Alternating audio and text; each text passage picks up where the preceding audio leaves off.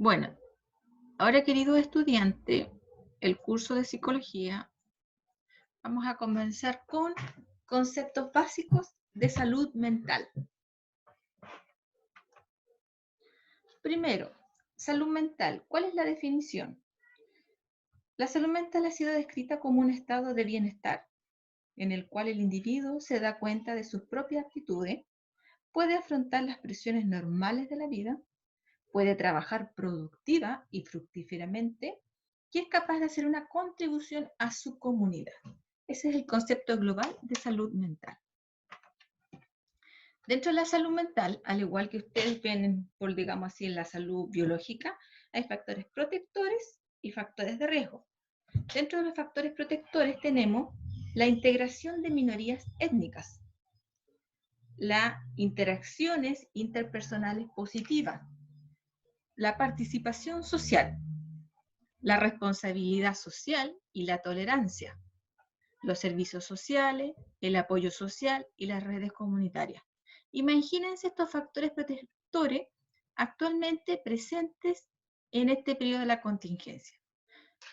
Si lo vemos, por ejemplo, en el caso de integración de las minorías étnicas, ya tiene que ver con, hay un reconocimiento, se les considera, se les hace partícipe a estas minorías étnicas. Cuando hablamos de minoría étnica puede ser haitianos, pueblos mapuche, etc. Relaciones interpersonales positivas. Por ejemplo, es fundamental, y por ejemplo, en gente personal de salud, que se le dice como primera línea, que actualmente están trabajando con gran presión, tanto asistencial, familiar, etc., dentro, por ejemplo, de las enfermeras, dentro de los kinesiólogos que están trabajando en la UCI, existan por lo menos relaciones interpersonales positivas. La participación social. Es bueno en general que la comunidad, Osorno, San Juan de la Costa, etc., como sociedad nos sintamos partícipes en general, o considerados, tomados en cuenta. La responsabilidad social, la tolerancia, el apoyo social y las redes. ¿Cuáles podrían ser factores de riesgo? El acceso a las drogas y el alcohol, la pobreza. Aquí en general cuando vayamos mencionando algunos, ustedes las van a ir viendo y quizás se van a ir dando cuenta de que en general afectan tanto salud en lo biológico y en lo mental bastante. Las injusticias raciales, las discriminaciones, el aislamiento, la falta de educación, el cambio, si la migración a área urbana, por ejemplo, si alguien, de repente una familia vivía siempre en un entorno rural y se tiene que cambiar a una ciudad, eso le produce un choque cultural, ¿ya? Y todo lo que ello tiene que, en general, produce, puede ser un trastorno adaptativo y produce en general un desbalance en su salud mental. La violencia, la delincuencia, el rechazo de los pares, bueno, la guerra, circunstancias sociales deficientes, el estrés laboral, es decir, el trabajo es fundamental, las relaciones interpersonales, las relaciones con el jefe, las condiciones en general del trabajo, la nutrición deficiente para el nutricionista y el desempleo. En salud mental, algunos conceptos que es importante que aclaremos. Diagnóstico es el proceso de asignar determinadas manifestaciones clínicas a una categoría, ¿cierto? Síntomas son informaciones subjetivas relativas a experiencias recordadas pertenecientes al mundo privado del sujeto, que incluyen fenómenos no siempre observables. Signos son cambios que pueden observarse y registrarse objetivamente y comprenden conductas de interés clínica medible a través de instrumentos. ¿A qué me refiero como más simple esto? Por ejemplo, si hablamos de, llega un usuario en general al hospital, a la consulta, y le dice, me siento mal, siento que me duele el cuerpo. Eso es difícil medirlo, ¿ya? Porque es algo subjetivo, es parte del sujeto. Ese es un síntoma. O llega otro sujeto, o una mujer, etcétera, y llegan también y dice, tengo fiebre. ¿La fiebre se puede medir? Sí, por lo tanto es un signo. ¿Por qué? Colocas el termómetro y lo puedes evaluar, ¿ya? Por lo tanto, lo que sea medible, signo. Lo que sea subjetivo, hoy me duele la cabeza. es un poco subjetivo, porque no sabemos cuánto, mucho, etc. Pero al preguntarle, ¿está con fiebre? Podría ser. O al preguntarle, siento que tengo la presión alta. Y cómo, ya puede ser que el paciente lo sienta, pero le tomamos la presión arterial y sabría. O me siento como un poco agitado, como no sé. ¿Ya? Controlas el pulso, la saturación, etcétera, y lo vas evaluando. Síndrome clínico. Síndrome clínico son categorías constituidas por conjuntos de signos y síntomas que se presentan de forma repetitiva. En palabras simples, el síndrome es signos más síntomas, ¿ya? Trastornos son síndromes clínicamente significativos asociados al deterioro de una o más áreas de funcionamiento. Y la enfermedad es cuando estos trastornos tienen una etiología conocida. ¿A qué me refiero con esto? Cuando hablamos en general de trastorno, nos vamos a referir más que nada a la parte de salud mental. ¿Por qué? Porque enfermedad tiene una causa conocida. Y ustedes se van a ir dando cuenta en el transcurso del tiempo que los problemas en salud mental o las patologías en salud mental no tienen una causa conocida. Es algo multifactorial, o al final puede ser que no se sepa cuál es la causa en salud mental. Por lo tanto, no son en general, de acuerdo a la definición, considerados como enfermedad, más bien como trastornos, ¿ya? Otros conceptos básicos que también tienen que manejar, que también van a ser, lo vamos a ir viendo en el transcurso del tiempo, son personalidad, rasgos, carácter, temperamento y conducta. Cuando hablamos de personalidad, son los patrones de conducta profundamente entramados, que incluyen el modo en que uno se relaciona, uno percibe, piensa el entorno y cómo se piensa a sí mismo. Es una entidad, a la vez es interna y objetiva, ya que se trata de una estructura abierta al mundo circundante, influye sobre el mundo y es influida por él. Podríamos decir, en palabras más simples, que la personalidad son patrones. ¿A qué referimos con patrones? Como un conjunto, podríamos decir, como algo constante, ¿ya? De conducta, es decir, una persona tiene ciertos comportamientos, ¿ya? Bastante estables, los pensamientos, ¿sí? Las motivaciones, las emociones que tienen en general en el transcurso del tiempo son más o menos distintivas de esta persona y son relativamente estables de esta persona. En cambio, esta otra persona tiene otros comportamientos que las hacen, les dan un sello, tiene otras emociones, tiene otras motivaciones, otras conductas, otros comportamientos que la hacen distinta. Esta otra persona tiene otros comportamientos, tiene otros pensamientos y otras emociones. Por lo tanto, esta y esta y esta tienen personalidades distintas, ¿ya? Es el sello que cada una tiene. La personalidad hace a la persona y la persona hace a la personalidad y no está dada al nacer. Esto es importante y también lo vamos a ir viendo con las distintas teorías. Bueno, algunas no nos van a apoyar en cuanto a esto, ni está condicionada solamente por factores genéticos, sino que fragua en el curso de la vida. ¿A qué me refiero con esta? Aquí tiene que ver con, uno podría decir, la herencia y el temperamento. La persona nace con por ejemplo, esta persona y esta. Nacen con estas personalidades, los van en el transcurso del tiempo adquiriendo, son parte de la herencia, son parte de la crianza. ¿Cómo se forman este tipo de conductas e intereses en esta persona? La personalidad se entiende como una totalidad expresada en conductas, tanto implícitas y o explícitas, que se traducen en el nivel de la mente, del cuerpo y de las relaciones interpersonales. La estructura de la personalidad es el resultante de la interacción entre la programación genética y la programación social. ¿A qué me refiero con esto? En general, las investigaciones genéticas de aspectos de la personalidad tratan de responder a la pregunta, ¿qué aspecto de la personalidad tendría un comportamiento hereditario? Sin embargo, se han descubierto relaciones de genes que han estado implicados, por ejemplo, con ciertos rasgos de neuroticismo. Han encontrado otros genes que están relacionados con el pesimismo, otros genes que están relacionados con la ansiedad. Por lo tanto, podríamos decir de cierta manera que la persona se va formando en el tiempo.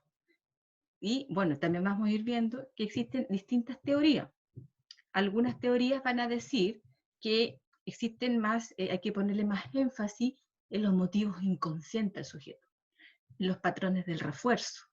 Otros le van a poner más énfasis en la genética del individuo. Otros van a decir que en general esta personalidad se forma por el libre albedrío. Por lo tanto, lo que ustedes más o menos tienen que entender de que la personalidad es el resultante de genética y el entorno social. El temperamento. Ustedes yo creo que muchos han escuchado que la personalidad es temperamento, carácter, ¿ya? Esto es personalidad, temperamento y el carácter. Ambos forman la personalidad. El temperamento es el componente más profundo de la personalidad.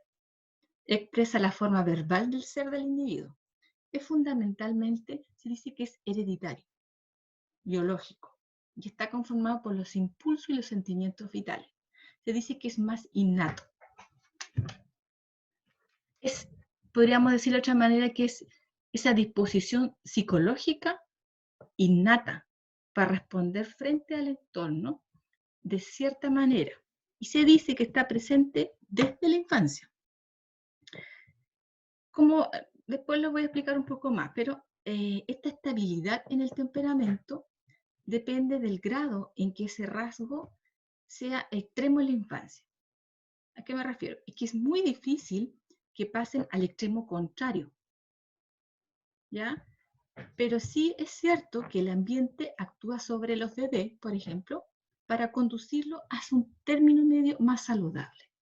Por ejemplo, ustedes han escuchado de que los bebés, de los temperamentos de los bebés, hay bebés que tienen temperamentos más dóciles y otros tienen un temperamento difícil, ¿ya? Esos bebés que lloran y lloran y lloran, a pesar de que la mamá les cambia los pañales, les da pecho, etc. Igual, es como no se sacian. Esos bebés de temperamento difícil, uno podría decir que, dependiendo de la crianza, podrían llegar a tener un temperamento no dócil.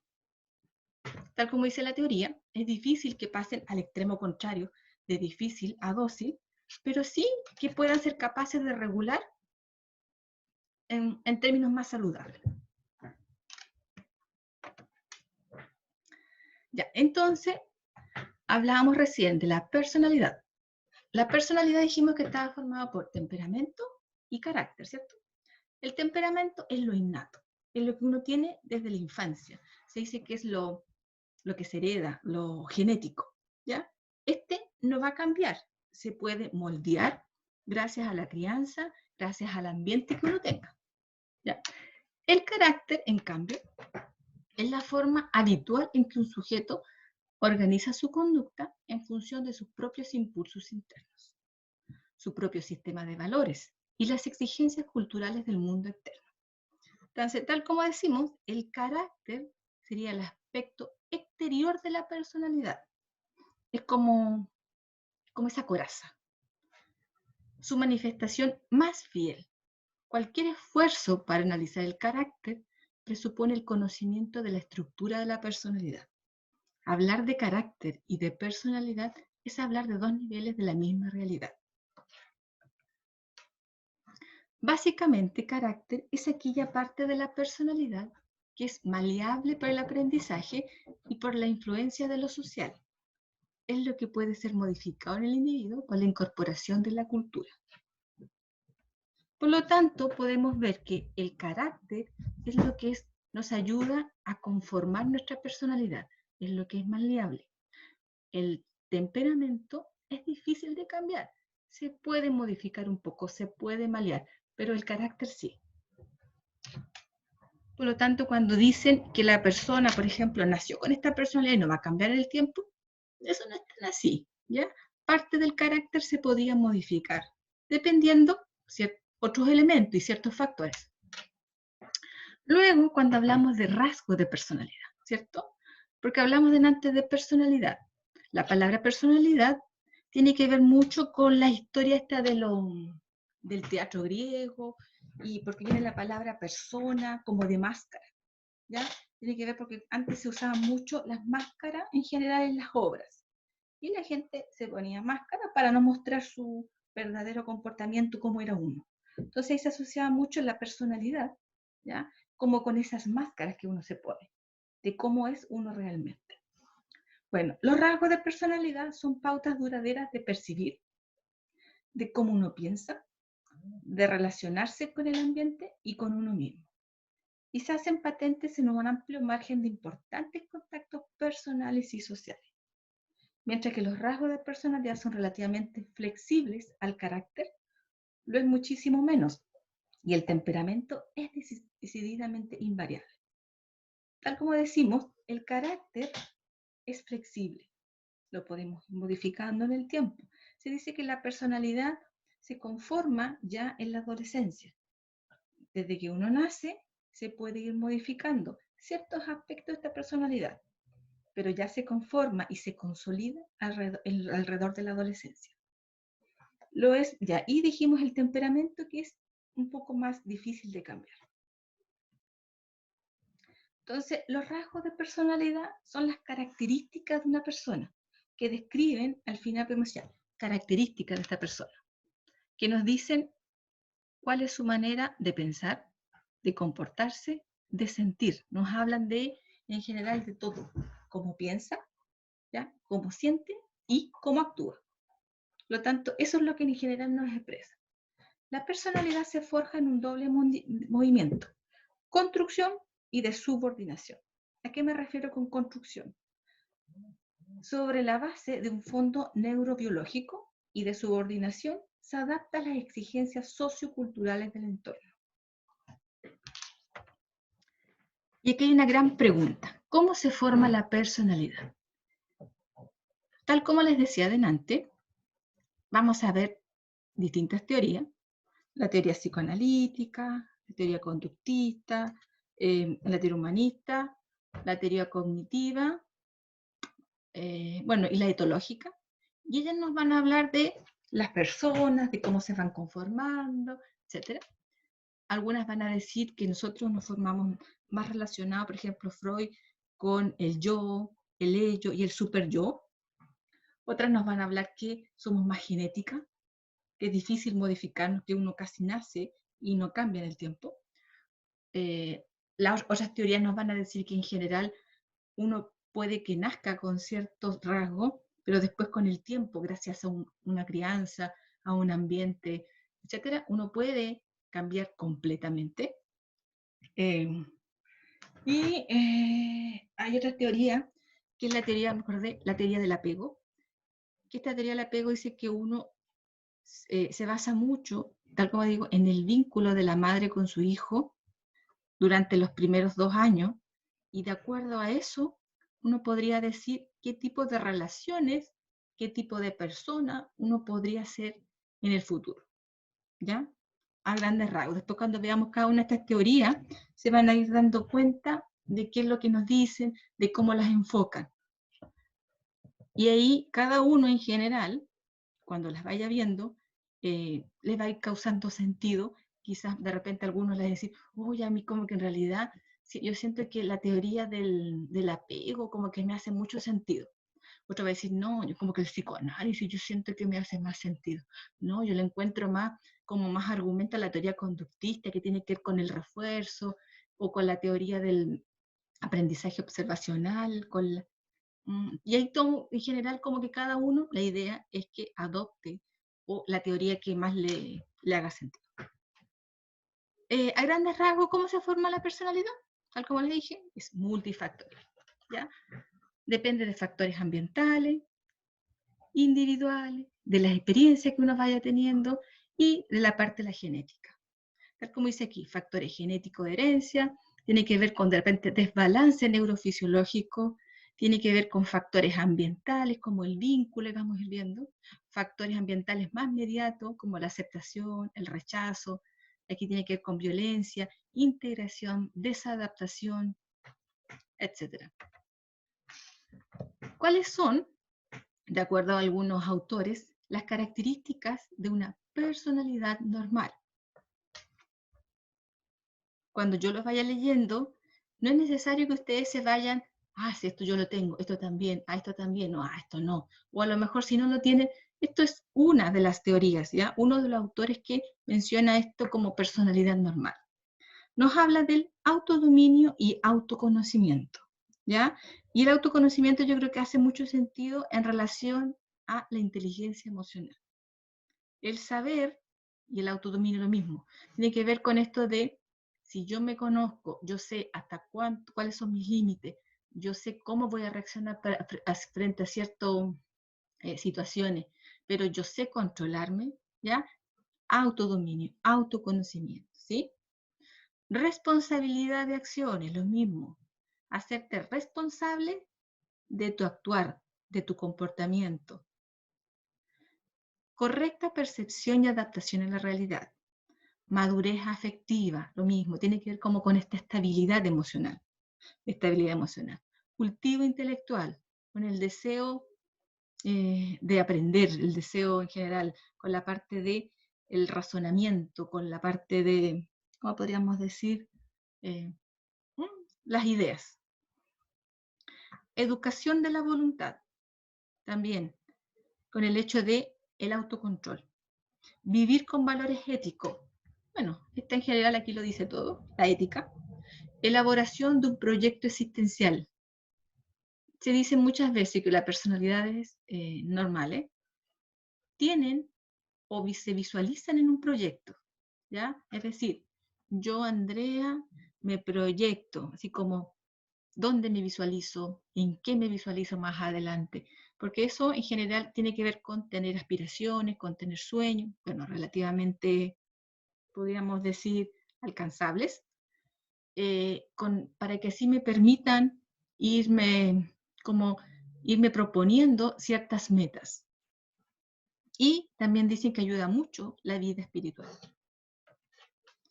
Esto lo vamos a ver yo creo que en el taller, que en general primero quiero que les quede claro qué es personalidad, qué son los rasgos de personalidad, cuando hablamos de temperamento, carácter, etcétera, ¿ya? Porque estos son los trastornos, esto es lo que, ¿cómo podríamos decir? La idea es que la personalidad está formada de ciertos rasgos, como un popurrí de muchos rasgos. Cuando algunos de estos rasgos se manifiestan más que el otro y tiende a opacar a los demás, podríamos decir que aparece un trastorno. Y aquí vamos a ver algunos que quizás ustedes han escuchado en la tele, los paranoides, los esquizoides, los borderline, los límites, narcisistas, antisocial. Eso lo vamos a ver en el taller. Pero primero quiero que hayan entendido los conceptos básicos para que podamos ver, pero a grandes rasgos, de qué se trata nuestro trastorno. Un monito antes de cerrar. Ya, niños. Entonces lo dejamos hasta aquí y la idea es que nos vemos en la videoconferencia. Que estén bien.